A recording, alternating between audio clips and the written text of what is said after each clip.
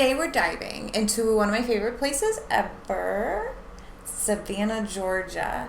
I love Savannah so much. And for good reason. Savannah is gorgeous. The squares, the moss, the cobblestone streets along the river, but it's also haunted.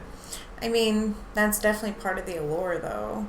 And Savannah's packed with ghost stories. You can't walk like a block without bumping into some kind of paranormal history. It's really cool. Savannah was founded in 1733. It survived wars, fires, yellow fever, pirates, you name it. The city's been through everything, which means all the tragedy, all the drama leaves a mark. And you can feel it the second the sun goes down. I think we should start with the Savannah riverfront. The whole stretch along the river street has layers of history. Some of it is really dark. So one of the stories that I think hit me the hardest, that like really stuck with me, was when we were on the paranormal trolley tour called Ghosts and Graveyards, right? Yeah. Really cool. We had a really good like host and stuff. It was really cool. But she was telling a story of a ship that had 140 people on board, and it wrecked on the Savannah River, like right on the riverfront, and only 40 people survived. A wealthy man bought all 40 survivors, most of whom were sold back to their former enslavers, except for a 17-year-old girl and a young man. Her name was Alice. Was it Alice Riley? I don't remember. I think her name was Alice Riley. I could be wrong. Don't quote me. They were kept and then given to a cattle farmer. And that man was abusing the girl. One morning when she went to clean him up, the young man went in there and strangled him with a handkerchief until he thought he had died, but he hadn't died. So the 17-year-old girl drowned him in his like wash basin, his water basin, and they fled together. Nice. That must have been the only moment of power they had ever felt, and it cost them everything. Both were sentenced to be hung in Wright Square beside Forsyth Park, but the girl was pregnant. They wouldn't execute her until after she gave birth. When the baby was born, it was taken from her, and they hung her. I did read like a legend that she hung for like 3 days and was still alive for 3 days. But a lot of stories have been told and retold that a lot of things are just like legend, and they don't really even know if those things are true anymore.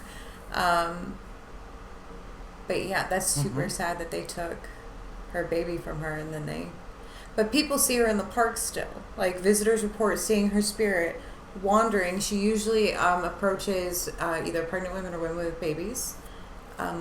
She's usually crying for help, and she is begging for help to find her baby. Right. They said it happens so often that the police don't even respond to the calls anymore. They just know it's her. It's both chilling and tragic. It's so sad.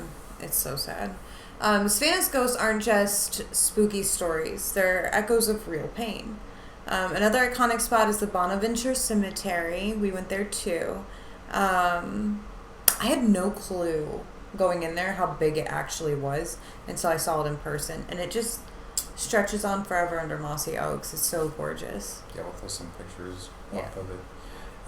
It really does feel like its own city of the dead. It's a peaceful 160 acres, but it's heavy. It's home to little Gracie Warsing's grave. She died at just 6 years old in 1889, and her statue has become legendary. Visitors leave toys for her, and some swear they've seen her ghost wandering the cemetery. She's even got a picture of her. She even got a picture of her grave when we were there, so we'll put that up too. I did read a little bit about her. I believe I read a little bit about her. Her parents owned a bed and breakfast of some kind, and she was like a very popular part of staying at this bed and breakfast. I guess she was like quite the character. Right. And I believe she passed from some kind of illness. I'm going to assume it was yellow fever, because that's what was prominent at that time, I guess you would say. Right. And a lot of people were really devastated by her passing. That's sad. I also kind of think that child spirits aren't really spirits, that they're demons trying to portray themselves as something innocent so that you'll let them in. But I could be totally wrong about that. Or maybe they're kids that don't know that they've died because they're children. Yeah. So, okay. Now let's talk about the Pirate House. The Pirate's House is a place that I heard about nearly 20 years ago. I'm aging myself, and I have wanted to go for like the past 17 years. I was very excited to be able to go to the Pirate House. It was built in 1753, so it's almost as old as Savannah. And it was a notorious hangout for sailors.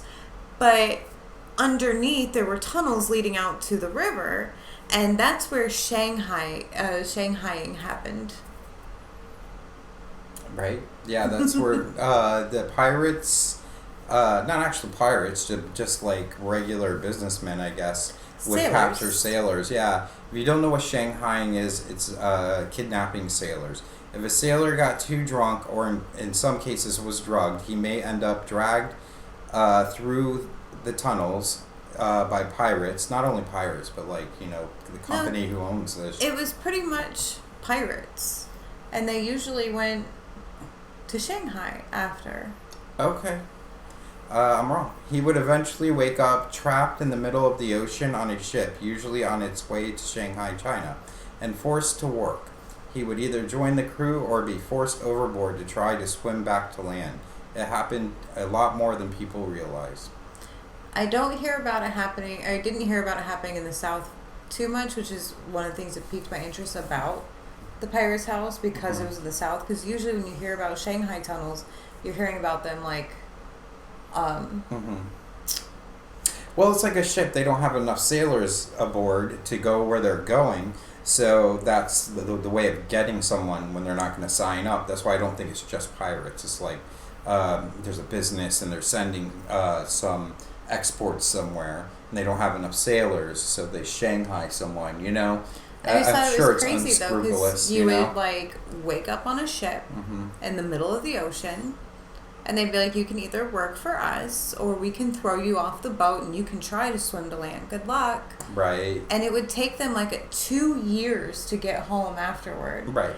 But I always hear about it out on the West Coast, like Washington and Oregon and areas like that, having Shanghai tunnels. This is the first time I've heard of any in the South. They did it everywhere right now. That's the first time I've heard about it in the South, and I was super into it. I really wanted to see it, and at the time when I heard about it, I lived in Georgia. So super, like, I need to go to this place. Right. Sorry. And I'm rambling. And now people hear footsteps, voices, and laughter down there. When we were there, like, there was, it definitely felt like energy in the older parts of the establishment. Especially like upstairs in the gift shop area, I definitely felt there was a heaviness to it.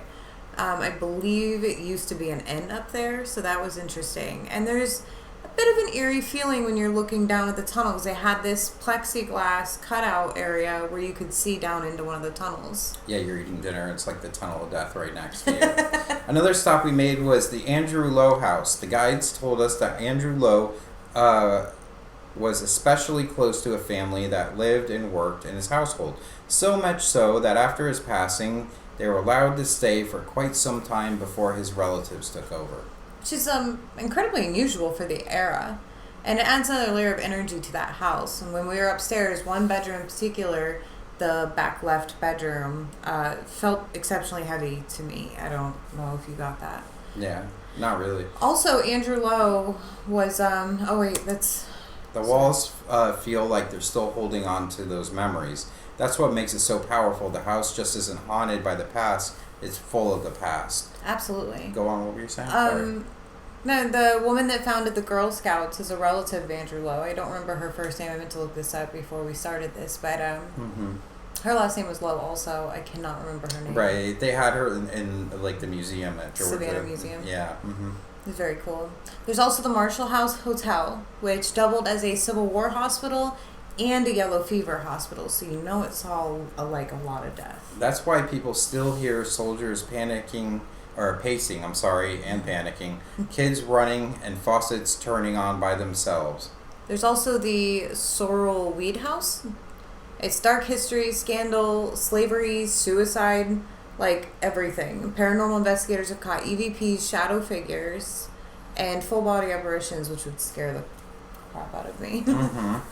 Moon River Brewing Company is another fun one until you realize how haunted it is. Staff have been pushed, bottles fly off shelves, and people see figures upstairs. We didn't go to like all these places. We just went to the Lowe House and the Pirate House. And Bonaventure Cemetery. Right. Colonial Park Cemetery has over 9,000 burials. I think we drove past this place. Right. Including yellow fever victims. Union soldiers camped there and even desecrated gravestones, which makes me angry. Now visitors say they see orbs, shadow figures, and even duel victims. And Factors Walk, creepy cobblestone alleys and underground vaults once tied to smuggling and trafficking. People still hear disembodied voices there. And finally, the Kehoe House, which I think over on TikTok we've done a video on before. Legend says 2 of the Kehoe children died inside. Guests where they can hear kids running, laughing, and sometimes tugging on them at night, which is terrifying. Savannah isn't just another haunted city. It's a place where beauty and tragedy are woven together. Mm-hmm. During the day it's charming, but at night it whispers. And that's why it's one of our favorite places. You can grab a drink, take a stroll, and bump into history or a ghost. I love it there. If you ever do visit, don't just see Savannah, really feel Savannah. Take a ghost tour, wander Forsyth, stop by the Pirate's House, and definitely visit Bonaventure. Who knows? Maybe you'll come back with a story of your own. But the most scary, maybe even evil thing about Savannah is the pay-to-park fees. Oh my God. Those haunt everyone. It was so bad. And Savannah haunted me by mail. I got a ticket. They said I ran a red light. They even complete with pictures of my license plate because I was in the middle of the intersection waiting to make a left-hand turn, and light turned red. So I cleared the intersection, and boom, ticket. So basically, Savannah's ghosts and traffic cameras are in fact out to get you. Yes. Thanks for joining us for another Strangest Location. Don't forget to like, comment, subscribe, and hit that bell so you don't miss any of our hauntings. Bye. Bye.